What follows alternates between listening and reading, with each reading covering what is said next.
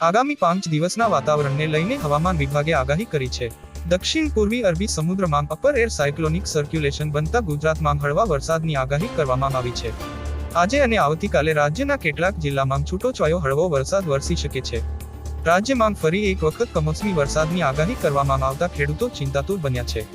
ઉત્તર અને દક્ષિણ ગુજરાત સહિત સૌરાષ્ટ્રના કેટલાક જિલ્લામાં પણ હળવા વરસાદની આગાહી કરવામાં આવી છે। નર્મદા, તાપી, ડાંગ, નવસારી, વલસાડ, દીવ, દમણ અને દાદરાનગર હવેલી, અમરેલી, જામનગર, સાબરકાંઠા, અરવલ્લી, મહીસાગર, દાહોદ, ગાંધીનગર, અમદાવાદ, બોટાદ, અમરેલી, ભાવનગર અને ગીર સોમનાથમાં જિલ્લામાં હળવો વરસાદ વરસી શકે છે। હવામાન વિભાગના જણાવ્યા અનુસાર આગામી 2 થી 3 દિવસમાં તાપમાનમાં કોઈ મોટો ફેરફાર નહીં થાય। આગામી 3 દિવસ બાદ તાપમાન 2 થી 3 ડિગ્રી વધી શકે છે। રાજ્યમાં હાલ વહેલી સવારે જોરદાર ઠંડી પડી રહી છે।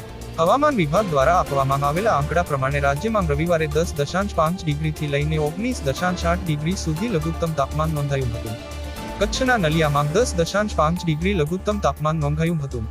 તો હાલ માટે બસ આટલું જ। મળીશું નવા વિડીયોમાં નવી અપડેટ સાથે। ત્યાં સુધી અમારી ચેનલને સબસ્ક્રાઇબ કરી વિડીયોને એક લાઇક જરૂર કરી દેજો।